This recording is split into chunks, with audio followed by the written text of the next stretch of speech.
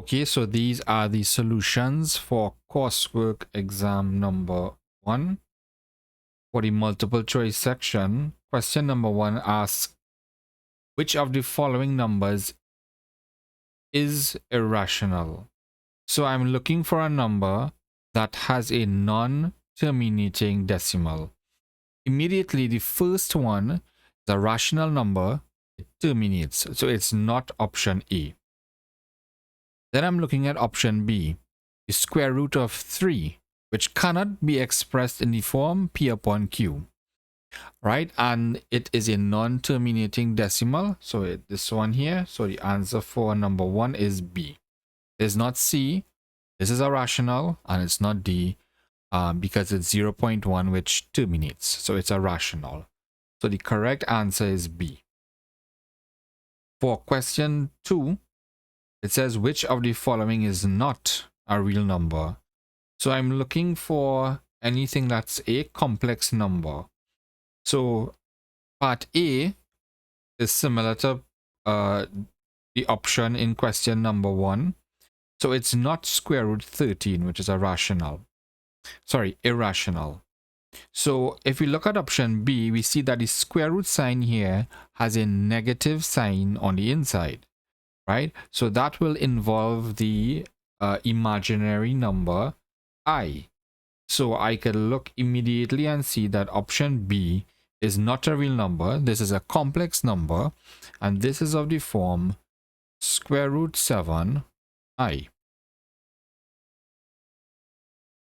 Question number 3, the number given here correct to 2 decimal, so there was a small typo, this was supposed to be decimal places, is which of these options?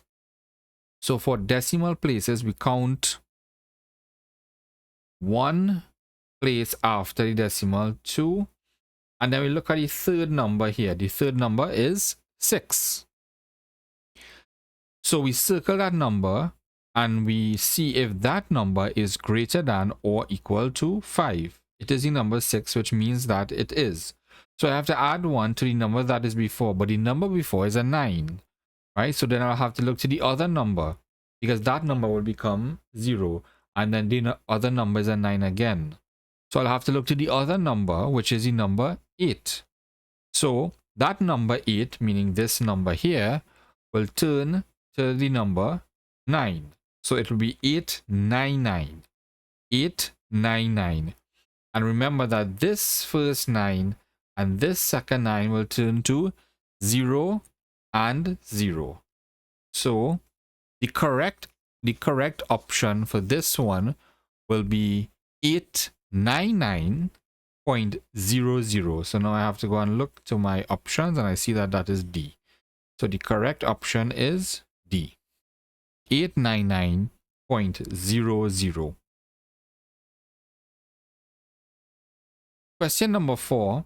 The number given here, 599.49, correct to 3 significant places is, so significant figures, so first significant figure, second, third, and then I would look over here to this significant figure, which is 4.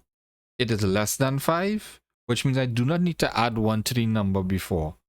So I will truncate here and remove these 2 numbers completely. So the only option I'm looking for is 599, which is A. Not 599.0, not 599.00, because these, as we discussed before, are trailing zeros, right? So we do not count them. 9,999.99 expressed in scientific notation is, so I'm going to move this decimal point here, so it must be A point something by 10 to the some power. So this has to move 1 place, 2 places, and then 3 places here. So it has to be 9.99 etc.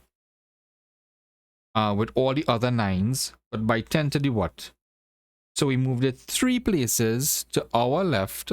So in order to get back the original number, I would have to move that decimal point, which I'm putting here, 3 places to the right.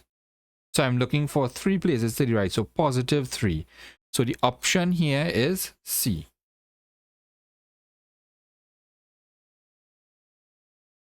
Question number 6, the exact value of this here. Now the bases here are not the same, so I cannot add the powers. In any case, by looking at this here, I see that we have an index inside the parenthesis and we have some index on the outside. So I can make use of the rule a to the power of m with brackets to the n is equal to a to the power of m multiplied by n.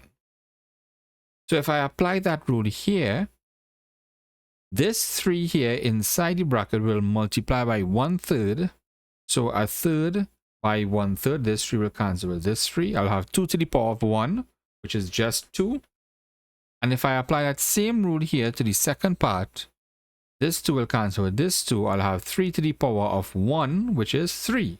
So it just reduces to 2 multiplied by 3, which is 6. So the correct option is E.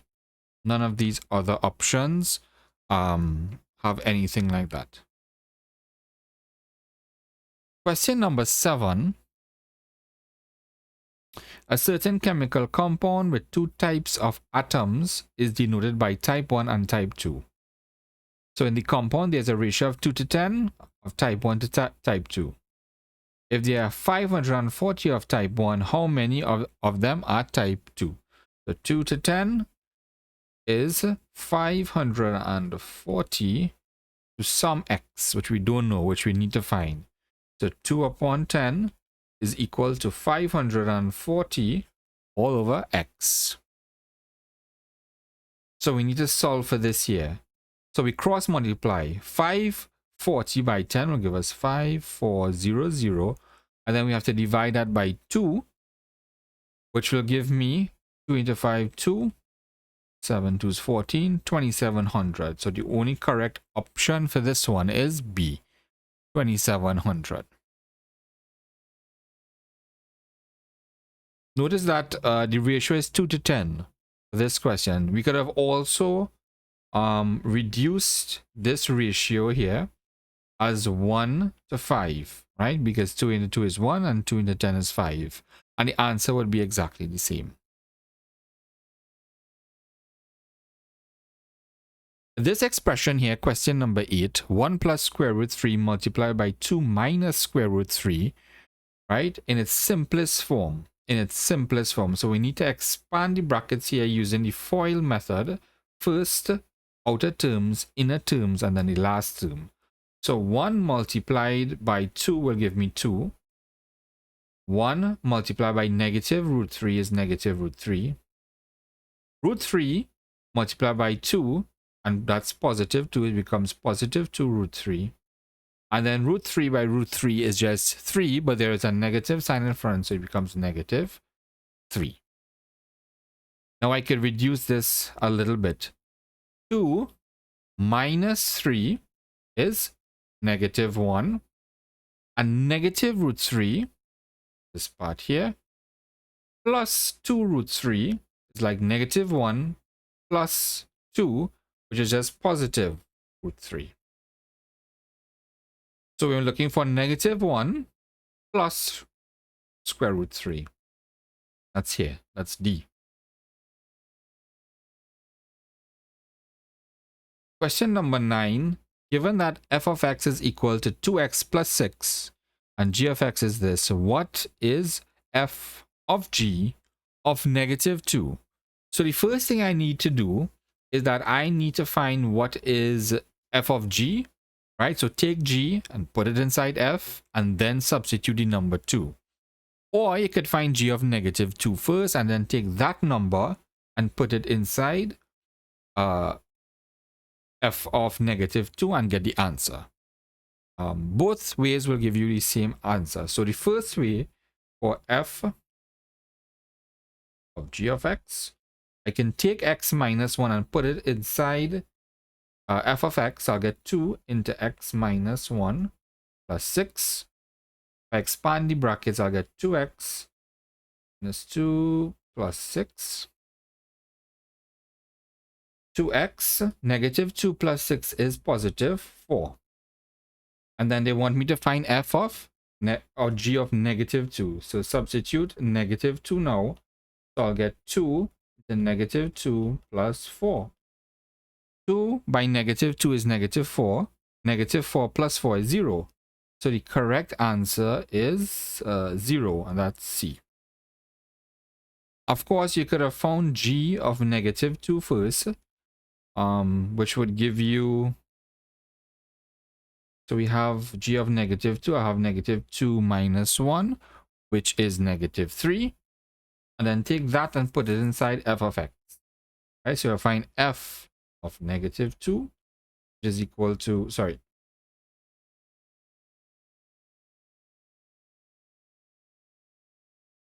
f of negative 3, that's your new value there, be 2 into negative 3 plus 6, which is equals negative 6 plus 6, which is 0. So both ways will give the same answer, right? The same answer. The last question in the multiple choice section asks me to convert this amount of grams to nanograms. So the first thing I need to think about is how many nanograms is in 1 gram. So if I remember my conversion table, I will remember that 1 gram is equal to 10 to the power of 9 nanograms. But they are asking me to convert this long number here. So first I need to convert this number here into scientific notation. So I need to move this decimal point all the way to my right. So 1, 2, 3, 4, 5, 6. So I'm moving it 6 places to my right, but in order to get back the original number, it will be 6 places to the left, right?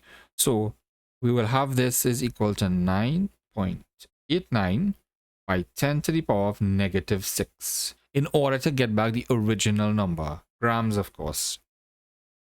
I need to take my number here in scientific notation and multiply it by my conversion here. So it becomes 9.89 by 10 to the negative 6 multiplied by 10 to the 9. So the bases are the same here, so I can add the exponents. So negative 6 plus 9 is positive 3. So 9.89 by 10 to the power of positive 3 nanograms. So I'm looking at 10 to the power of 3. This is the first option is negative 3. We have 9, we have 15, and here it is. So the correct option for that is D, which is positive 3. So this was the end of the multiple choice section. Now we could do the structured questions. Question number 2, part A for 3 marks says, by rationalizing the denominator, we want to solve this. So it means that multiplying numerator and denominator by the conjugate here. So I'm going to multiply 6 plus root 7 by 6 minus square root 7 all over 6 minus square root 7. So the numerator just is the number 1 multiplied by 6 minus square root 7. So I'll just get 6 minus square root 7 all over. The denominator is a difference of 2 squares. So I'll get 6 by 6, which is 36. And then square root 7 by square root 7 will give me 7. But there's a negative sign in front. So it's just minus 7. So we could reduce this as 6 minus square root 7. And 36 minus 7 is positive 29. And you do not need to reduce this any further. This is the simplest form that we require for 3 marks. Part B asks me to solve for x. So I have 4 to the power of x plus 3 is equal to 8 to the power of 2x minus 1 all over 16. Before I even begin, I need to bring all of these to the same base. Right? I need to bring all of these to the same base. So I look for a very small number. If I look at the number 4 on the left hand side, I notice that 2 squared is 4. If I look at the number 8, I see that 2 cubed is 8. And when I look at the number 16, I see that 2 to the power of 4 will give me 16. So all of these here, these numbers, 1, 2, and 3, can be expressed with a base of the number 2. So let's rewrite that. So the first one, so the left-hand side becomes 2 squared, x plus 3. The 8 becomes 2 cubed, the 2x minus 1, all over, and the 16 becomes 2 to the power of 4. Now let's use the rule which we spoke about at the beginning, which is a to the power of m to the power of n is equal to a to the power of m by n. So for the first one on the left hand side, the number 2 here, this number 2 is going to multiply by x and by the number 3. So I'll have 2 to the power of 2x plus 6 is equal to the same thing here. This number 3 is multiplied by this and then by this. So I'll have 2 to the power 3 by 2 is 6x, and 3 by negative 1 is negative 3, all over 2 to the power of 4. Now I need to bring this 2 to the power of 4 on top, on the numerator side. When I bring this 2 to the power of 4 on top, it's going to become 2 to the power of negative 4. 2 to the power of negative 4. Now remember, these bases here are the same. We have 2 and the number 2. So what we could do here is we could add the exponents. So I'm going to add here the exponents. When I do that, it's going to become 2 to the power of 2x plus 6. The left hand side remains the same.